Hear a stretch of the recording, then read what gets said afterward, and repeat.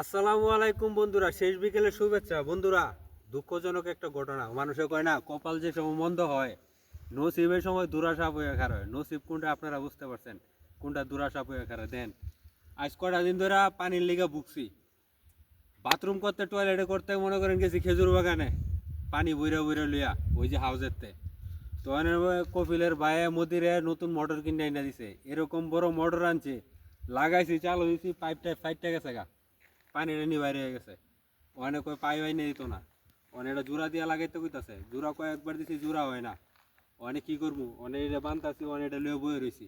দেন পানিতে কি হয়েছে, ওখানে যাইতে পারতাছি না, টয়লেটে যাইতে পারতাছি না, হাত মুখ ধুইতে। এইমাত্র কাজের থেকে আইলাম।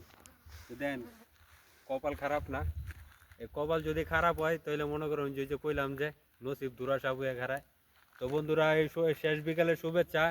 আপনারা কেমন আছেন অবশ্যই কমেন্টে জানাবেন। আর সবাই ভালো থাকবেন। ভিডিওটা লাইক করবেন, কমেন্ট করবেন, শেয়ার করবেন, পাশে থাকবেন। ইনশাল্লাহ আমিও আছি আপনাদের পাশে।